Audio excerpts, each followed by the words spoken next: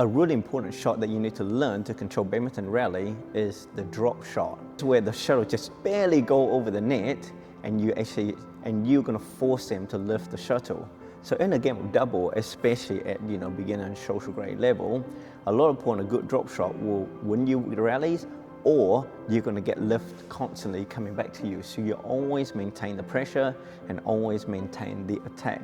So if you're struggling how to do drop shot, I don't know how to, this video I'm going to show Lynn how to do it because she doesn't know how to do it, and I'm going to teach her probably the more basic version of drop shot, and hopefully after this she's going to start be a very annoying player in her group. And hopefully I'll hope that for you guys as well. There are many ways of doing drop shot. You can do like a loopy drop shot, so the shuttle go up over the net and just land down just behind the net. Or you do a fast drop shot, right? Each one has a different purpose and a different swing. So in this video, I'm going to start by showing Lynn how to do what I would call a brush drop shot. So most people, when they do the drop shot, they make the mistakes of they just kind of like guiding it, and they think, oh, if they want soft, they just softly touch the shuttle and hopefully it will go over, right? A lot of time you actually don't have a lot of control of how to do it. Secondly, you tend to hit with your hand first. So when you hit with your hand first like this, naturally people will immediately know that you're going to do a drop shot, because you can't do a big swing once you're in this position. Remember, a drop shot is not just about the quality of the drop shot, you also need to make sure that people can't see that drop shot is coming. So therefore, if the swing of your drop shot is very similar to your clear, then people can't tell when the drop shot is coming right until when you hit it. Because for example, if you hit a clear like this, and you do the drop shot like this, people will start picking up the cue and they go, oh, Lindy's doing this, okay, drop shot's coming. And they're already at the net waiting for the drop shot to arrive, right? So before you even do the drop shot, you have to make sure this preparation is the same, and also probably this part here is the same. If this preparation is the same as your clear, and this, now this is the important part, when the elbow comes first. Because why? When the elbow comes through like this, you can swing. Nice and soft, nice and soft. I can generate a huge amount of power right at the last minute from this position where the elbow is in front of the hand. But if the hand is in front of the elbow, see, I can't make any sound. Like, I can't do it. So therefore, it's so important that you need to learn this to be the same before you even do your drop shot, okay? You do what I call a brush. You know how like when you're painting and you brush up and down, right? No, please don't do this. Wait, don't do that. Going too fast. So what I want you to, Lynn gonna learn is this. 1, preparation. 2, you notice my racket. My racket is not dropping down, okay? When you do a swing, that racket tends to go down, ready for you to punch. While in this one, essentially, you're just keeping everything the same, and you just drive the elbow up. Now you can see my racket is towards the ceiling. And then from here, all I want you to do is just brush down onto the shuttle. So if you watch. The 1, yep, that's it. But you're gonna try to keep this hand open like this. Okay? Because then from here, you're just going to come forward and brush down onto the shuttle. So the racket's already up here. As you drive the elbow up, this racket still stay up here. The only thing you need to do is just open your hand slightly, so then the shuttle already, the racket face already in front, pointing towards the front, and you're just guiding it down, so then essentially you're brushing down onto the feather. Like this, okay? Remember, if you brush it down, your hand is here, right? Why are you brushing it down here? The shuttle's up here, right? So as you bring it through, you're brushing it down from up here. Does it make sense? You're not brushing down here, right? The shuttle's not here, the shuttle's up there, okay? Really soft hand, right? Brush it down. And the control, how much power you're gonna need, is how much energy you're going to put into this arm from going forward, right? So you can see, you see rotate first and then brush. So that's what I call brushing down. And it's a great technique because it's not a lot of racket movement, right? So then it's not going to go left, it's not going to go right, it's not going to go out the court. You just need to control so that it's over The net. the net. And as you get better at doing this, you're going to do it like this. You can't tell if I'm going to hit soft or hard or slice or brush. Yeah. That's it. That's it. In this shot anyway, if you drop your racket like this, that is a much bigger swing.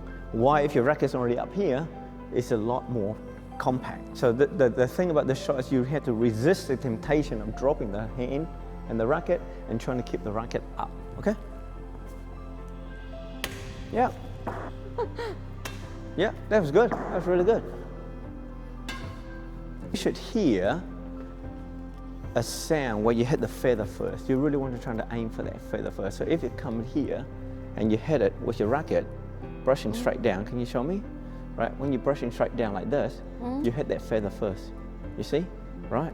So that's what you're trying to hear, that sound. If you can hit that sound, then it's really nice. If you hit behind you like this, go, have your racket up, and you hit here, guess what? You're going to hit the cork first. You see? So when you hit the cork first, you don't take the speed out of the shuttle as much. You drive the elbow up. Yes? Do you see that? See how that shuttle went down? Yeah? Yeah. Now go. Yeah. See, now you start hitting the feather first, right? Yep. Hey, she's getting it. Yeah. And when you brush down, you find that you're able to slice it a little bit. Because later on, once you master this brush down technique, you can then, instead of brushing it straight, you can go slice a little bit. And you take the speed off a little bit more. Or you can go reverse slice, where you come here, you just reverse slice, and then you're gonna go the other side. Same technique, people can't tell where you're gonna hit.